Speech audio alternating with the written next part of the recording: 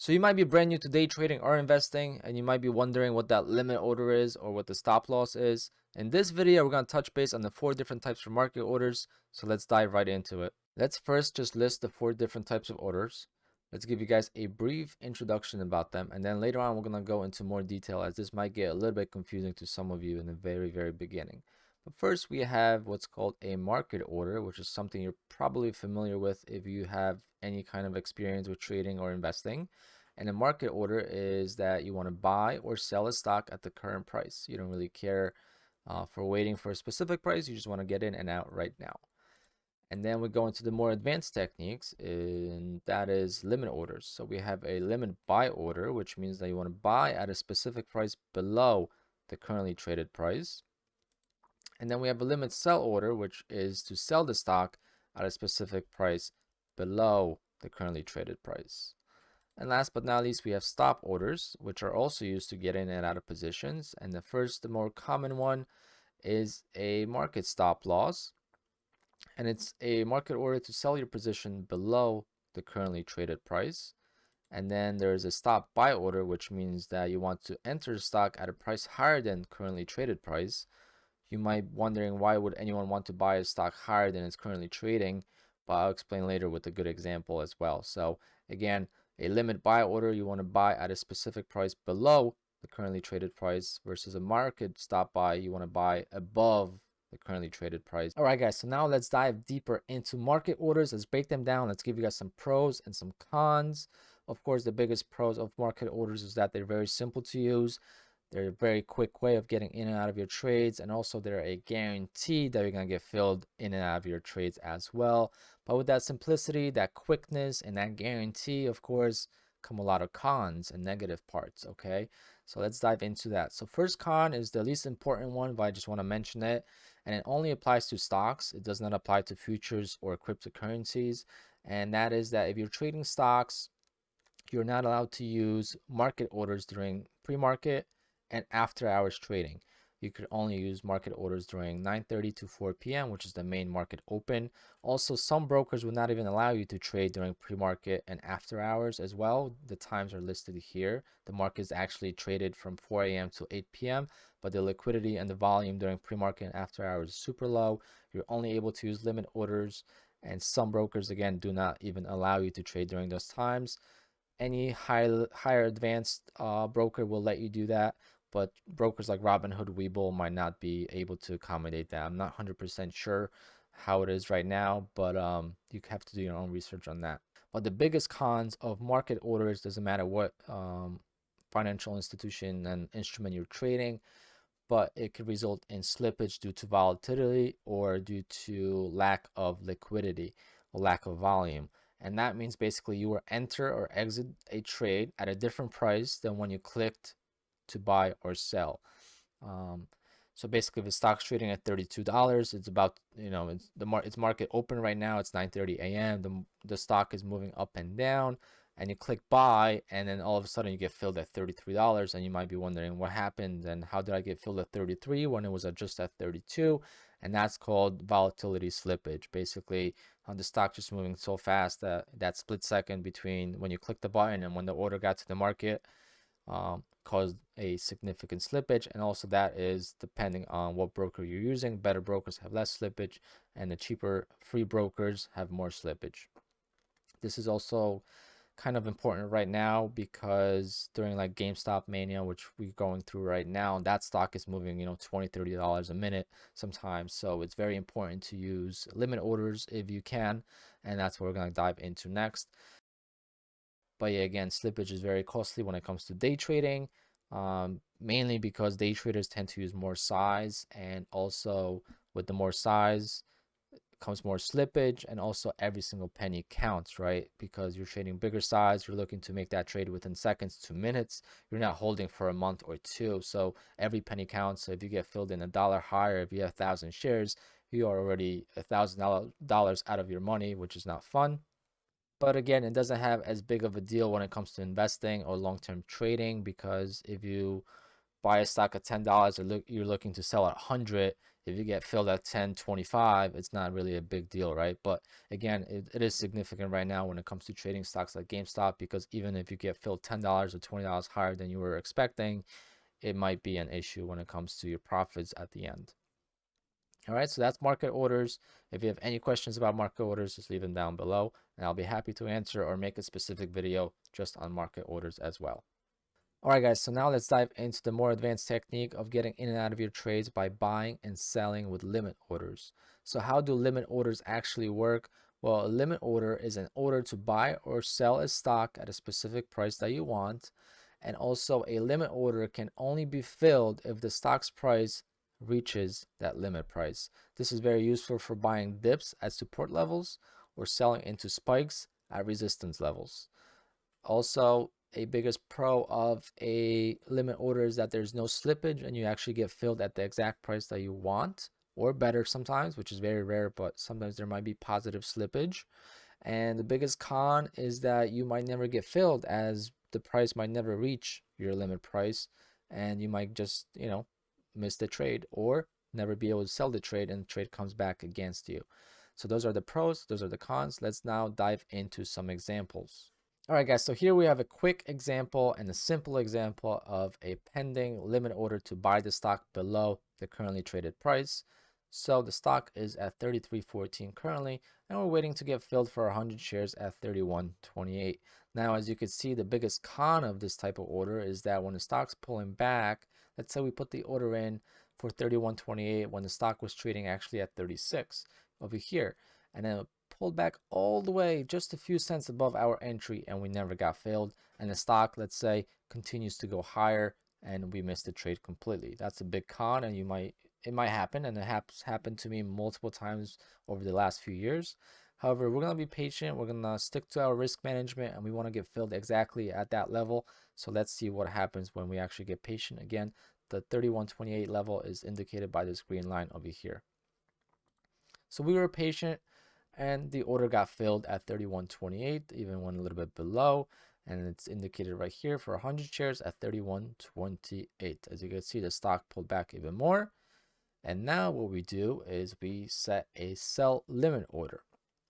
So again, we are in at 31.28, and to remind you, a sell limit order is to sell at a specific price above the currently traded price.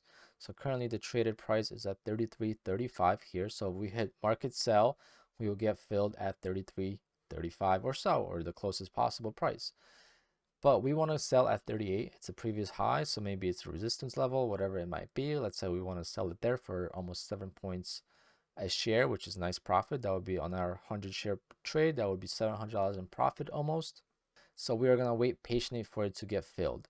Now, we could just wait and use a market order when it gets there. However, what if we are not paying attention at the time, or what if it's a quick volatile spike just to 38 and then it pulls all the way back? We might not be quick enough to get in and out of the trade with market orders. That's why limit orders are very beneficial. And sometimes it's good to combine the both. So let's say you have 100 shares, and let's say you want to sell 50 shares here at 38, and then you're going to keep 50 to use a market order. So maybe once it gets there, you'll just hit it. Maybe if it gets to 36 and you're kind of like, oh, I don't know if it's going to get to 38, you have 50 shares that you could just sell. So combining limit orders and market orders is very common as well. But yeah, that's basically what a limit order is. It's just going to sit there. You can cancel it at any time, and then once you cancel it, you could just get out on a market order as well. So you just have to be quick when it comes to trading. But if you guys have any questions about limit orders, just leave them down below. So now you understand market orders, you understand limit orders. Let's dive deeper into stop orders. Now, stop orders are probably the most important orders to understand, as they are part of your risk management. However, at the same time, they're a little bit more confusing and complex to understand at first. So bear with me, I'll do my best to explain. Now, there's 4 parts to a stop order. You have a limit order, and then you have a market order, as well as you could exit a position, as well as enter a position with a stop order, okay? Obviously, as the name indicates, stop loss, exiting the position is the more common way of using it. So let's talk about that first. So typically when we enter into a trade, in back of our minds, we should have a plan as to what level we should go out of that trade in case it does not go our way. So there's two ways to do that. One way is to just use a market order. Whenever that price is reached, you just exit that trade manually. However, I could tell you guys from experience, trading is very psychological and emotions play a big part of it. And a lot of times you get stubborn and you do not cut that trade. So the best way to avoid that is to just use a fixed in place stop loss order. A stop loss order is a typical market order that is placed below the currently traded price. And once that price is reached, you'll just get executed and exited out of that trade and you'll be flat on the position. Again, this could be a market order and also could be a limit order, which is a little bit more advanced, but the limit order is not always the best case in this scenario. So I'm going to skip that part for now in this video. Now we move on to the other side of it, and that's the stop buy order, which is to enter a position. Now, when you use a limit order to buy the stock, you are bidding at a lower price than it's currently trading at. So if the stock's trading at $36 and you want to buy at $30, that's fine. You could just put a limit order there. But if the stock is trading at $36 and you want to buy it at $38 in advance, you would use a stop buy order. Now, as a newbie, you might be wondering, why would anyone ever want to buy the stock at a higher price than it's currently trading at? Why not just buy it now when it's cheaper? And that comes down to technical analysis and different strategies. And it's a little bit more of an advanced technique, obviously, in day trading. Another benefit of this is when you're trying to trade multiple stocks at the same time and you just want to leave the order out there and not enter the trade manually once the price is reached. Because obviously, if you're just watching one stock and the price is at 36, but you want to get in at the breakout at 38, you could just manually enter into the trade once 38 gets hit. However, sometimes it's more beneficial to just leave the order out there so it's not tempting to get in early, because technically that's not part of your plan. And trust me, sometimes you just want to get tempted because it's missing you by a few cents. You just want to get in. And also, again, if you're trading multiple stocks at the same time, it gets hectic and you might miss a trade completely if you don't put that order out there. These again could be market orders, but they also could be combined with limit orders, which just limits the maximum price you're willing to pay in case of slippage, which I'll talk more about in the chart examples next. Okay, so here we have a simple example of a market stop loss. Again, you want to sell the stock at a specific price below the currently traded price. So we enter the stock at $31.28. We want to get out at $28 for our loss in case it goes there. And the current price right now is $32.54. So again, we did place the order below the currently traded price. Now, a couple things to mention is that the order does not have to be below the entry price. It could also be, let's say, once the stock is going up here, we could put the order, let's say, at $32 to protect ourselves. So we're already in the money, let's say $4 per share. And let's say we want to guarantee ourselves at least $1 per share of profit. We could set the stop and move it, and that could be a profit stop loss at $32, and then we will be guaranteeing ourselves 70 cents of profit per share. Okay, so that way we would actually get filled and executed and exited out of that trade right here on this pullback in this example. So again, don't get it confused. The stop order can be used above the entry price, but typically at first it's set below the entry price and then it's moved and adjusted accordingly. So up next, we have the market stop order above the currently traded price. And again, this order will only be filled when the price hits that stop price. And again, it's very important to understand the difference between a limit order instead of a stop order. And a limit order, so the price right now is at $33.24. If we put a limit order at 35, we would still get filled in right away at $33.24, which is the hardest concept for some traders to understand in the beginning. The reason for that is, again, a limit order will fill you in at that price or better. Okay, so you're willing to pay $35 for on a limit order. Your maximum is $35, but you will take a better price. Versus a buy stop, you will take anything above $35. Okay, and that's when it gets tricky and confusing, because now we could add a buy stop limit order. Basically, we could have a buy stop market order at 35. But we could set a limit to buy at $36. So basically, if the stock gets super volatile, like for example, this candle is like $2-3 in 2 minutes. These are 2-minute candles. So if we have an order at 35 and this stock just breaks out and there's not enough shares between $35 and $36, we don't want to get filled all the way at the top at like $37 to $38 per share, right?